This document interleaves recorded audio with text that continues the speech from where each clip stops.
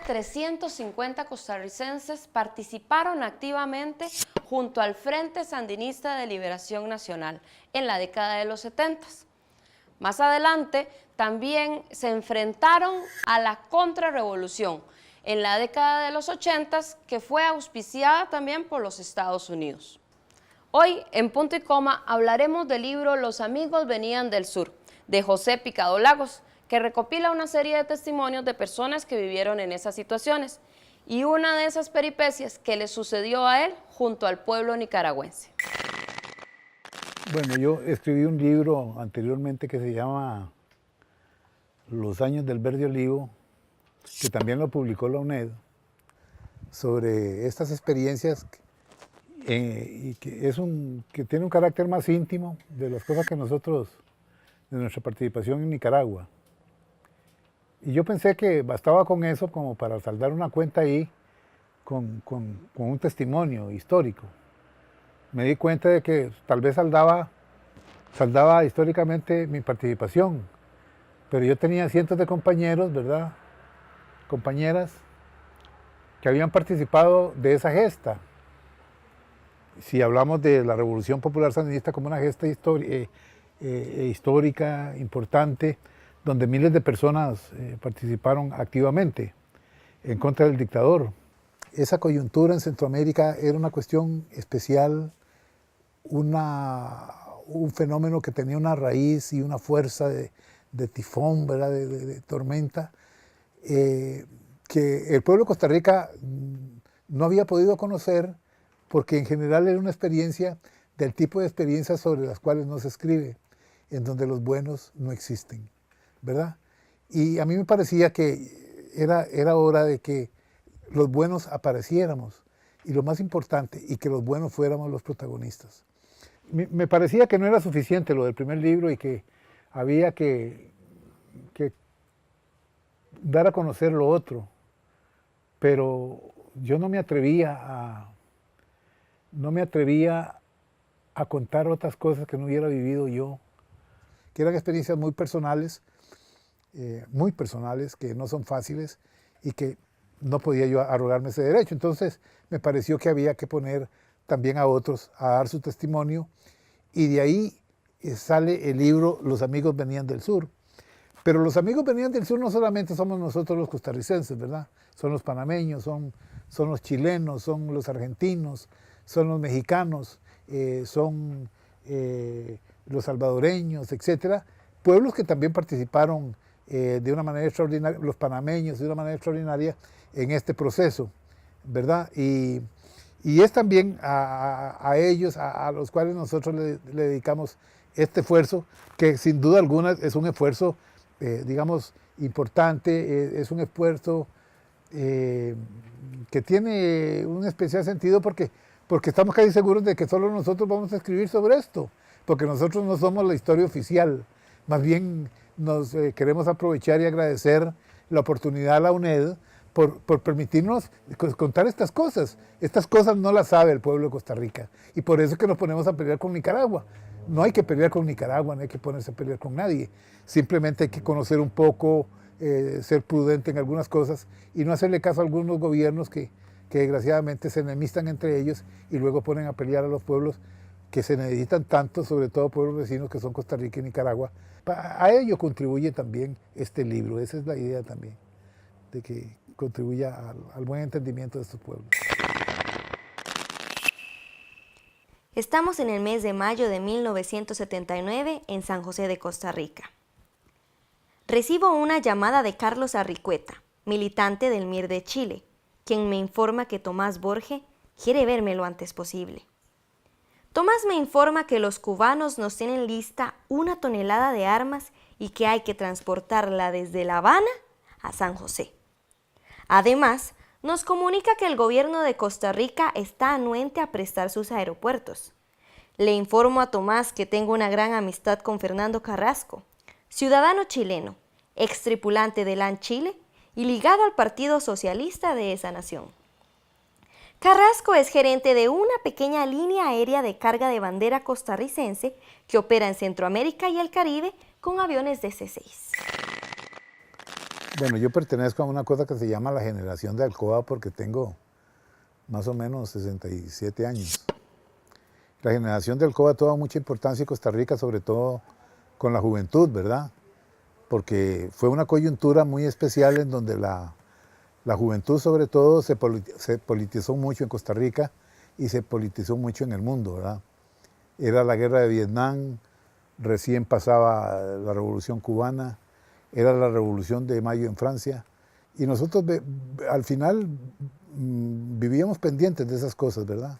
Entonces nos politizamos mucho, tomamos muy en serio esa politización, ese compromiso, fuimos muy estudiosos, nos forjamos unos ideales muy de las tesis guevaristas de el hombre nuevo, el non plus.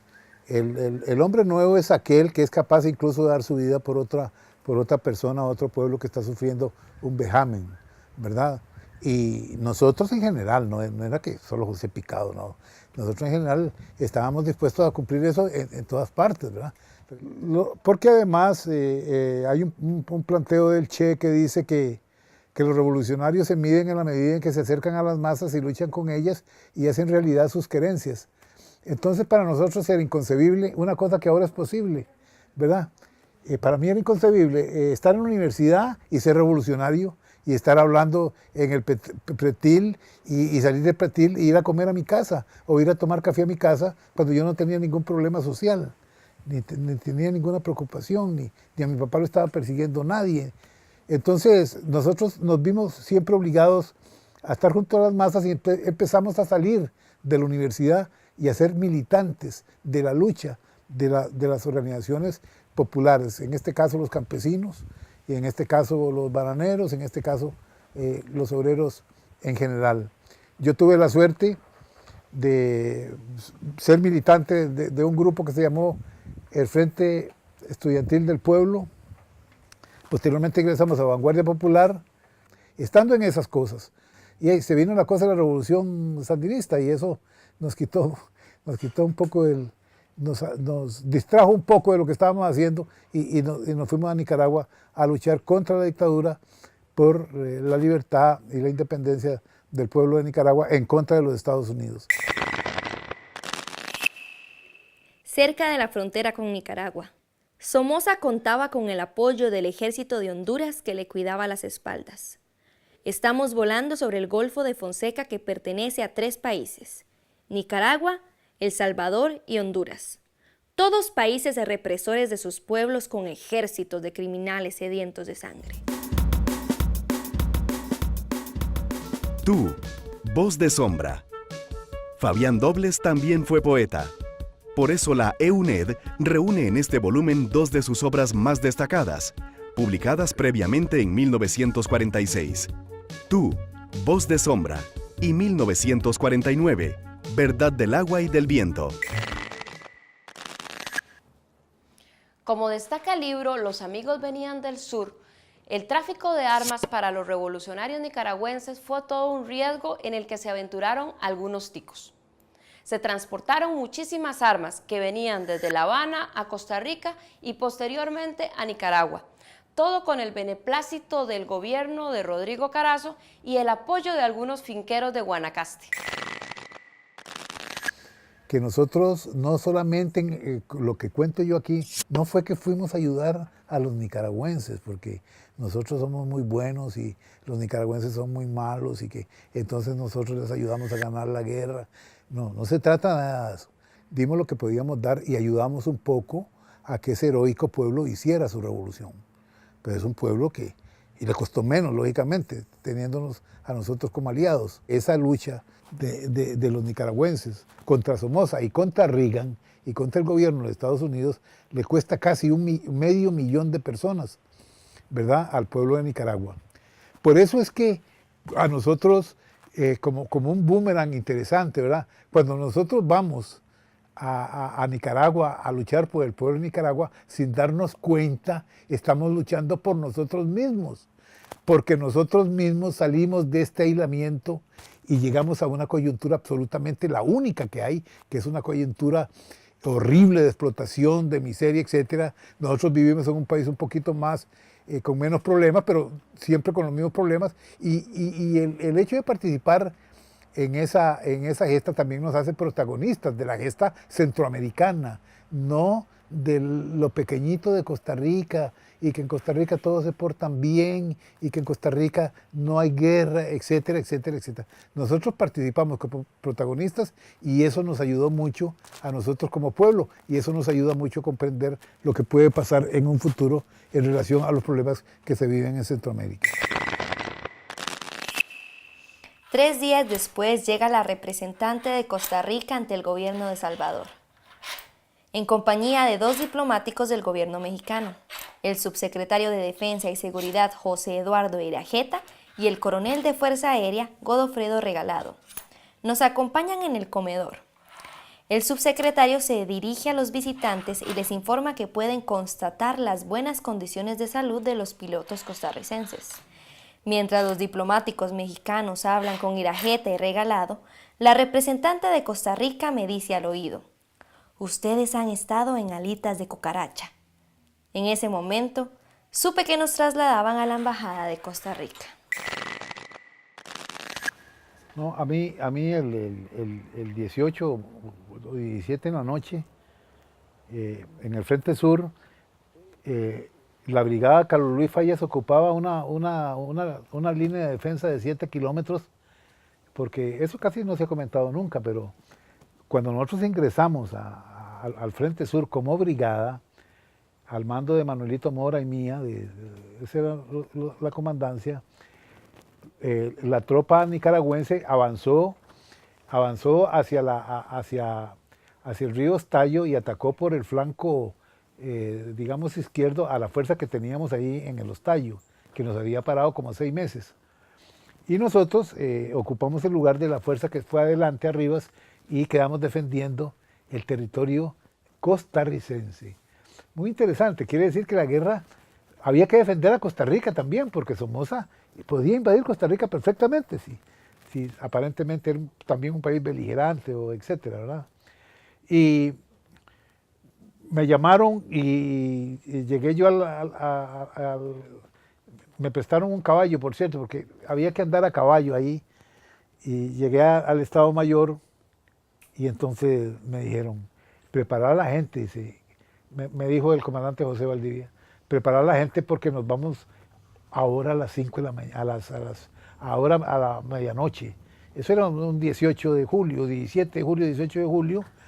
Y le digo yo, ¿y para dónde nos vamos? Me dice, para Managua. Y entonces le digo yo, ¿por qué? Me dice, porque se fue Somoza, se acaba de ir. ¿Verdad? Entonces, es increíble el impacto que uno siente. Se fue él y detrás de él miles de personas huyendo, ¿verdad? El montón de asesinos que se fueron. Y todos juntos se fueron a El Salvador. Ahí se reagruparon y volvieron, 6 meses después vinieron a Honduras y volvieron armados por Reagan a atacar Nicaragua. Pero se habían ido en ese momento.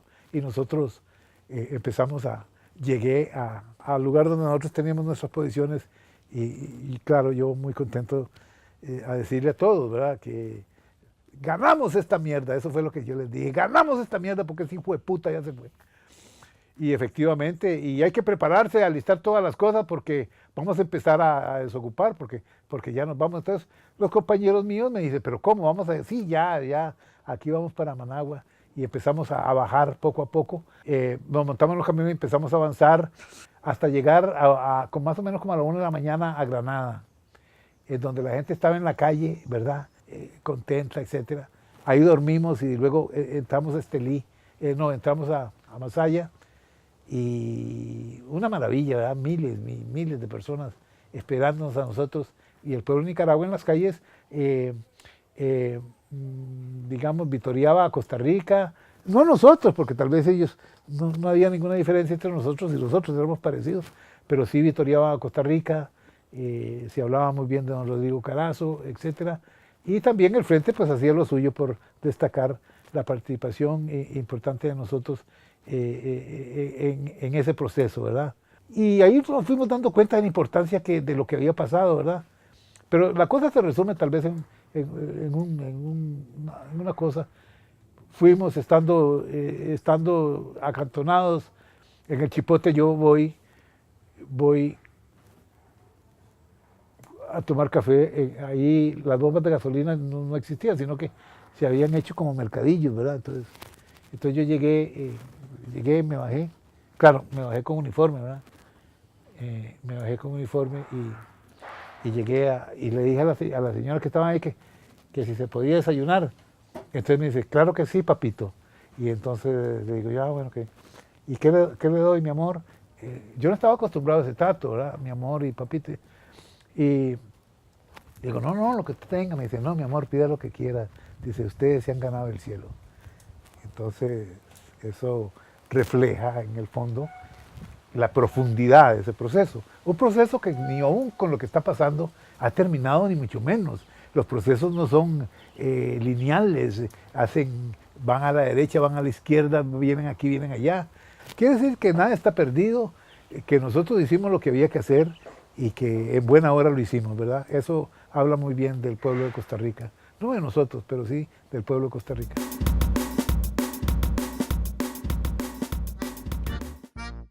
Derecho Empresarial 1, de Jimmy Bolaños González.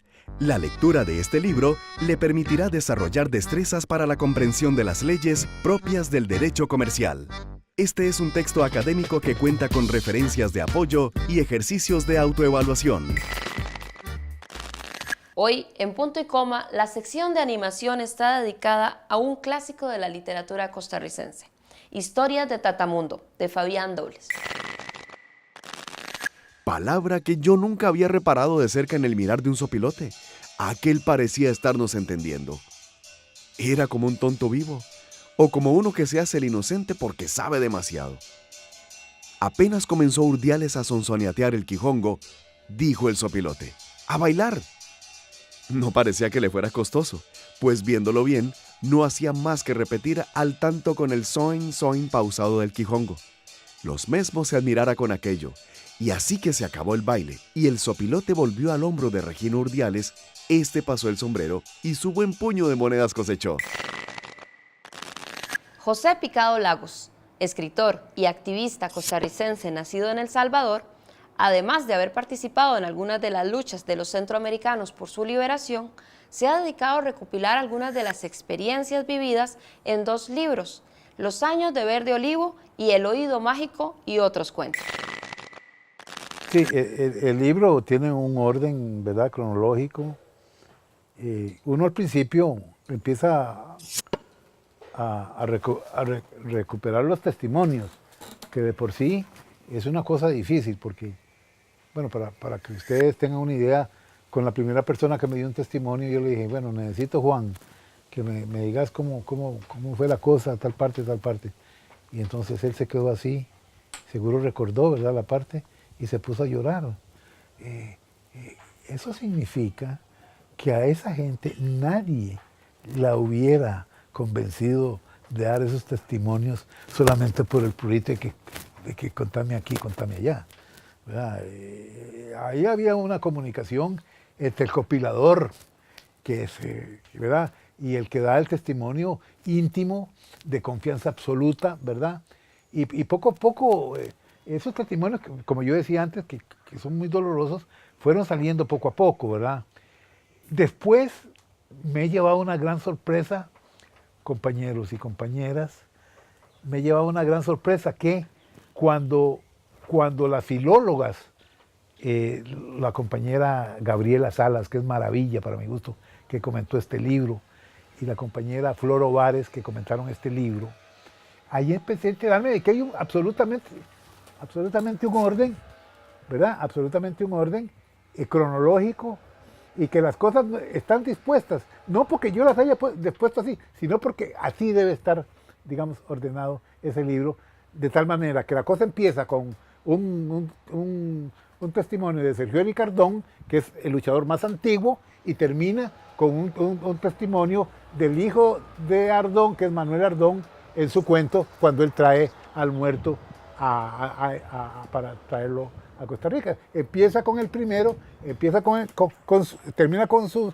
hijo, pero también habla del primero, que me dice a mí, aquí en esta finca vinieron ellos, etc. Significa que Sergio Eric Ardón sigue siendo el mismo Sergio Eric, de antes y de ahora, y hay una consecuencia entre unas cosas, entre el fondo, la forma, y todo va esmeradamente contado. Aproximadamente 1 hora después del aterrizaje forzoso, en la pista a la orilla de la playa del Tamarindo en El Salvador, veo al extremo opuesto de la pista un jeep de color negro. Se aproxima lentamente. En él logro divisar 3 soldados de vestimenta oscura y a mi capitán. Descienden del jeep. El que aparenta ser el jefe me pide los documentos. Me pregunta las causas del aterrizaje. Le informo que por mal tiempo tuvimos que desviarnos de la ruta, que volábamos de México a Costa Rica. Pregunta sobre la carga. Le indico que suba al avión. Lo hace. Al minuto, el tipo prácticamente se tira de la portezuela del DC-3, desenfunda su arma de reglamento y grita que quedamos detenidos, que nos tiremos al suelo. Los otros 2 soldados montan sus armas automáticas y nos apuntan. Estamos tirados boca abajo en el asfalto caliente, con las manos en la espalda, amarrados de los pulgares. Pasarán así unas 2 horas. Don Manuel Mora, a pesar de que era el secretario general de un partido comunista, y a pesar de que creía en la vía pacífica de la revolución, sabía que la revolución en Centroamérica no se iba a dar de manera pacífica, y él pronosticó las cosas que sucedieron, y sabía que, a no ser por la intervención norteamericana, hubiera sido un proceso revolucionario completo, ¿verdad? El Salvador, a Nicaragua hubiera seguido El Salvador, etcétera, etcétera. Entonces, las fuerzas revolucionarias, según él, tenían que estar preparadas muy bien para lo que estaba por venir. Quiere decir que lo de Nicaragua fue un principio, no fue un fin, no fue un logro posterior, sino el principio de una situación que se iba a ir desarrollando conforme pasaba el tiempo y conforme se desarrollaba la lucha la lucha revolucionaria en Centroamérica. Por eso él tomó también medidas para que, así como habíamos participado al principio, nosotros participáramos también durante el evento, ya a nivel centroamericano, y él tomó las medidas necesarias para preparar a nuestros compañeros, los de la primera brigada y los de la brigada Maricañas, en una preparación especial de alto nivel, de más de 3 años de academia militar, que convirtió a la tropa costarricense en una tropa absolutamente bien preparada para enfrentar a los bien preparados enemigos de Nicaragua, que eran la contrarrevolución en el río San Juan, especialmente, por ejemplo, en la Operación Soberanía, es donde nosotros, junto con la fuerza del Ejército Popular Sandinista, y nosotros como vanguardia de esa fuerza, formando parte de ese ejército, nosotros derrotamos por completo a Pastora, y de esa manera libramos a Costa Rica del peligro que significaba Pastora metiéndose y saliendo, ¿verdad?, en esa frontera de aquí para allá y de allá para acá. Eso nos hubiera perjudicado y eso nos permitió también librarnos de estar nosotros en paz y que este proceso solamente se desarrollara en Nicaragua. En ese sentido que también hicimos ese esfuerzo, ¿verdad? Preservamos un poco también la paz en Costa Rica. Los amigos venían del sur es un libro que ganó el Premio Nacional Aquileo J. Echeverría en la categoría de libro no ubicable en el 2013. Es un libro además escrito por los brigadistas militares de las brigadas Mora Cañas, Carlos Luis Fallas y Juan Santamaría. Es por eso que en Punto y Coma les recomendamos la lectura del libro Los amigos venían del sur, de José Picado Lagos, como un homenaje a todas esas personas que lucharon por sus ideales.